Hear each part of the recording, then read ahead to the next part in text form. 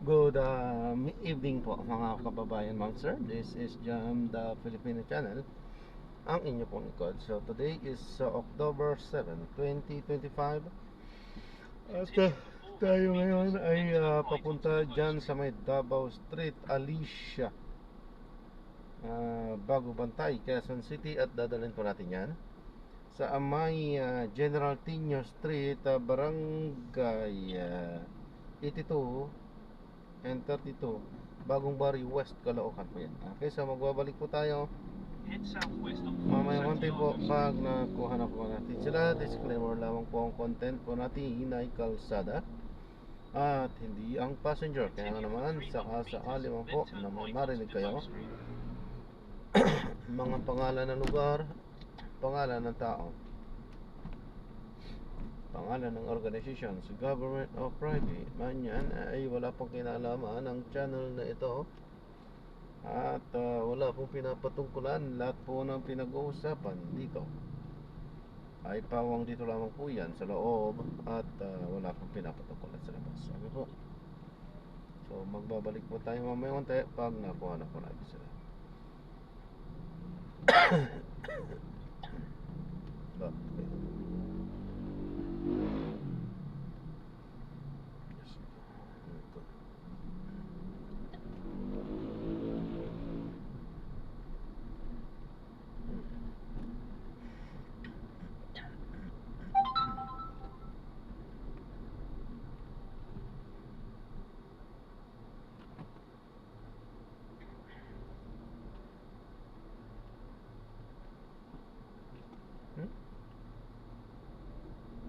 Hindi yata. At makinig po tayo ng mga nagbabagang balita at talakayan. Tinatawag, and then meron din minsan affected yung mga singaw palagi o kaya naman nalalagat ang buhok, kakaroon ng joint pain and swelling, arthritis sa mga medium-sized joints like sa kamay. Subukan natin ang Panginoon Yeso Cristo. In 80 meters, turn Magpatuloy right tayo. onto Devoe Street. Ang sunod na katanungan, sino ang tumalo sa harian ng Roma? Ang ikalimang imperyo.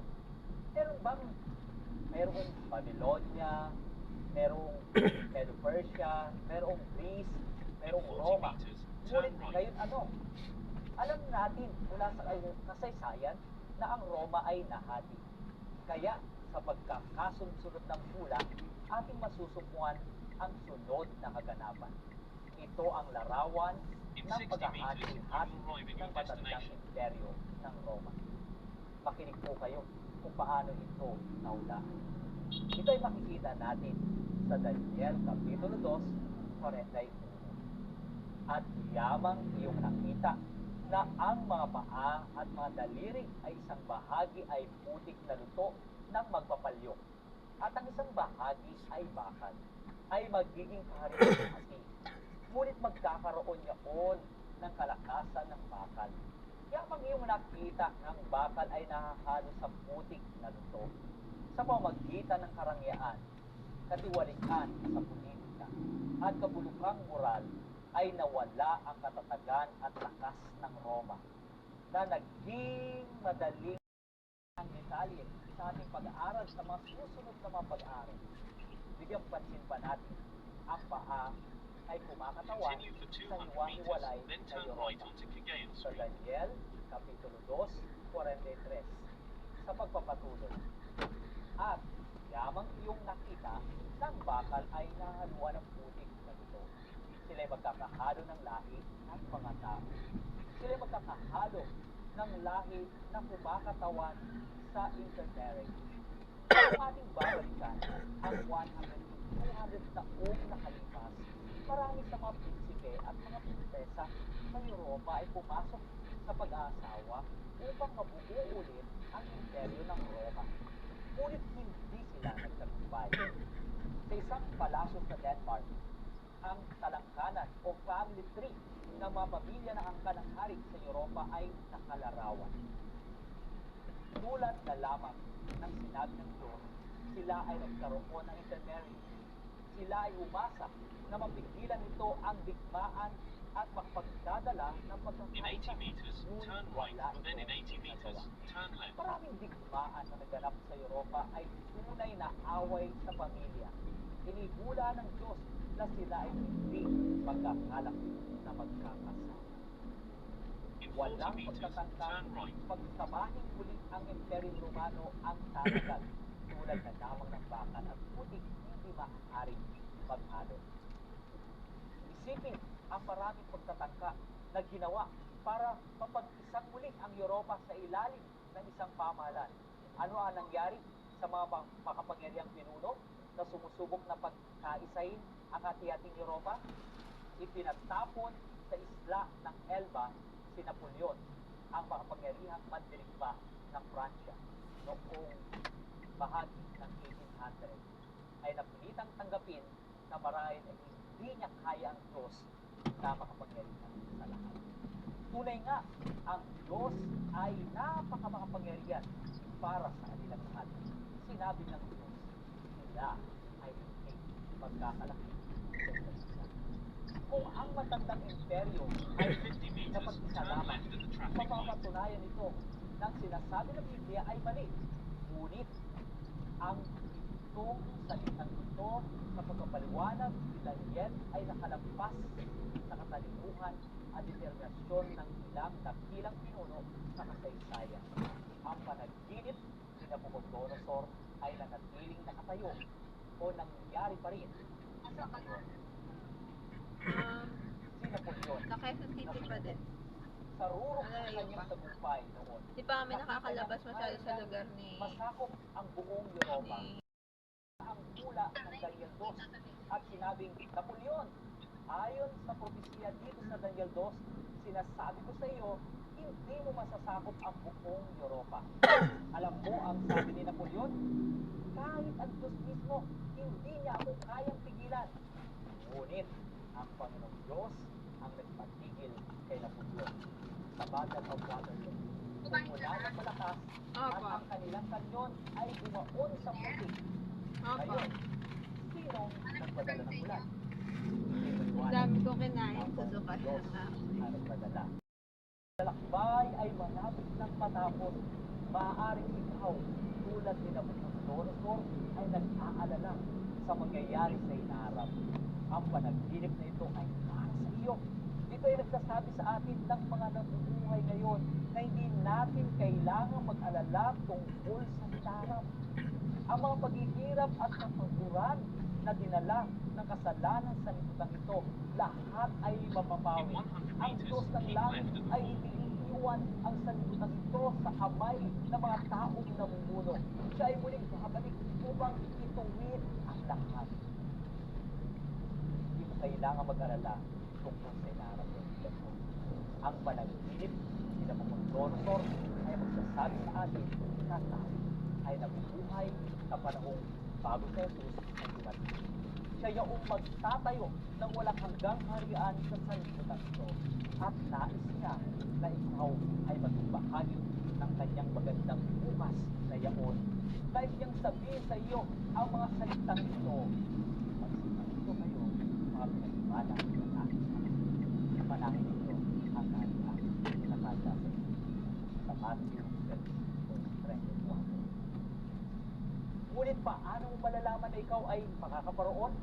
Paano mo malalaman na ikaw ay may lugar sa kanyang walang hanggang harian? Ikaw ay makakitiyak. Ikaw ay makaparoon sa pamamagitan ng pananampalataya ay gagawin mo ang ginawa na pagnanakaw doon sa krus habang siya ay nakabayubay katabi ng ating Panginoon. Hindi siya makalapit pa ng mas malapit kay Jesus, ngunit nalalaman niya na siya ay makasalanan at siya ay nangangailangang baligtas mula sa kasalanan niya Continue na for 1 nagawa. kilometer, then Siya ay turn right tumingin onto sa General Tinio tagapagligtas ng Street. sanlibutan at nakita niya ang dugo na dumadaloy sa kanyang mukha mula sa kanyang lukong natusok ng tinig. Ang kanyang puso ay nahipo, ikinumpisal niya ang kanyang makasalanan at tumangis sa malakas na tinig, Jesus, alalahanin mo ako pagdating mo sa iyong harian. Ayon sa Lucas 23:44. At siya ay binigyan ng katiyakan ni Jesus na siya ay makakasama niya sa harian yaon. Ikaw din, ay maaaring makatanggap katulad ng katiyakan na ikaw ay makakasama ni Kristo sa kanyang harian na panlabing ang nais mo ba ng katiyakan ninyo? Nais mo ba ng pusong puno ng pag-asa sa halip na pag-aalala at kapagalan ng Panginoon? Nais mo ba na iyong buhay ay mapasalamat ng Diyos na nakakaalam at may kapangyarihan na harap? Ikaw ay maaaring makapagpahingang may katiyasan sa kanyang mga kamay. Iyan ay kung nais mo kayo na bilang Diyos ng buhay. Siya'y tumatawag sa iyo. Siya ay nag-aanyaya sa iyo ngayon. Siya ay nananawagan sa iyong puso ngayon. Gusto mo ba samahan ako ngayon sa pagkasali sa akin? Opo, Panginoon, ako ay magsisiwala sa iyo ng buong buhay. Ipapahintulid ko na ikaw ang maging tagapagligtas ng aking puso at ang sanlibutan ito ng makasalanan. Hingin ko po na sa pamamagitan ng iyong biyaya ay gawin mo akong mamamayan ng iyong walang hanggang kaharian. Yun ba ang hangarin? Magagawa mo ito ngayon para sa amin habang tayo ay nananawa. Ama po naming nasa langit, maraming salamat po na ipinahayag niyo sa amin ngayon na kayo po ang Diyos na may hawak ng kinabukasan. Na kayo po ang Diyos na ating mapagkakatiwalaan. Na kayo din po ang Diyos na hahawak ng ating mga buhay upang bigyan kami ng kasiwasyon, ng kapanatagan at ng pag-asa. Maraming salamat po lang bilang Diyos na sa gabi pong ito. Inyo rin po tinanggap ang pagsuko ng ating mga sarili upang kami po ay magkaroon ng kasiguraduhan ng kaligtasan mula po sa iyo. Maraming salamat po na kayo po umahawak ng ating buhay at kayo po ay lagi nariyan upang Continue straight at the first intersection. Then, in 80 pag-asa. meters, turn Salamat sa right. pagtulong sa aking panalangin sa pangalan ng Panginoon natin. Amen. In 50 meters, turn right onto General Tilio Street.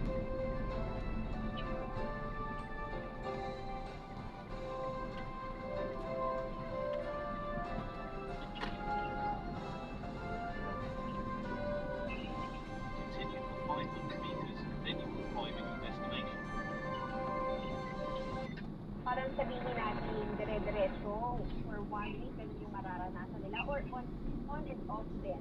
Kasi di ba minsan may mga pamamaga talaga tayo na kapag minsan nakarami tayo ng pagkain or yung sabihin natin munggo, beans or something na nakapag-trigger, di ba, Doc, ng pamamaga. So, tama, no? Yun yung i-discuss natin na those are like gout. So, sa nangyayari kasi, ina-attribute nila yung pero hindi ganun yung approach dyan, no? Kasi ang gout, ang isang uri ng arthritis na related sa levels ng uric acid. So, hindi lahat ng arthritis dahil dun sa nakain. So, importante pag-distinguish natin yung rheumatoid arthritis. So, when we shift now to gout, it's also important na i-emphasize ko na only at least 25% lang ang dahil sa pinakain natin kapag may gout ka. So, ang pinaka-central state or sanhi ng pagkakaroon ng gout ay kapag hindi maganda yung paglabas ng uric acid sa ihi. Kasi ano yan ini-excrete natin yan, so hindi yan natitira. Pero pag maraming natira sa katawan, sa dugo, nagiging crystal siya, so nagiging mga parang karayong siya, nagpupunta siya sa joint, and then nagpupunta siya ng inflammatory reaction. So napakasakit, ito yung taas.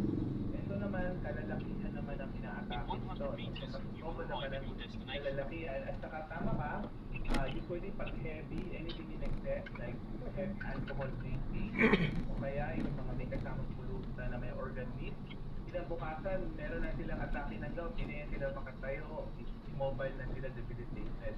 So, ang susi naman dito is kailangan Mami, makita natin yung malapit uric na acid ako. at baseline yung walang atake. Okay, meron siyang level na sinusunod, 6.8 yung pagka-level nito sa 2.0. Kapag pataas ito, Diretso pa po. siya, madali na Dito lang po sa laundry shop. binibigyan din niya Yung may shawarma shop. Okay. Okay, pero balikan muna natin doon, Doc, sa yung rheumatoid Ito. arthritis, babaeng parang po yung pinakamaraming population apektado ito. So, paano po kapag nakakaroon na sila Ingat, ng God bless. pananakit or yung pamamagas na kamay Okay. hindi nga nila maigalaw, ano? Pwede po bang ipahinga lang yun? Tapos, hot or cold compress, exercise, massage. So yung mga non-pharmacologic intervention like exercise, massage, compress, at ito, importante yan sa lahat ng klase ng arthritis. Pero yung cold result lang, hindi pwede ang hot. Now, yung mga pasyente may rheumatoid arthritis, kung puro non-pharmacologic lang, unfortunately hindi sapat. Okay, oo. It's form, no? So kailangan mo talaga makita, ma-diagnose siya na rheumatoid siya, rheumatoid, at kailangan talaga siyang bigyan ng gamot para makontrol yung rheumatoid. Ito rin, Dok, ay biglaan na rin lang na mararanasan. May mga pasyente, may clinical criteria ulit kami sinusunod. May mga pasyente nag-umpisa muna sa kamay. So, may criteria kami kailangan chronic arthritis. So, it's more than 6 weeks. So, hindi Okay. naman biglaan, no? Tapos, symmetrical, Napapadalas ng yung nararamdaman nila. progressive ang tawag. Tapos, small joints, kasama na.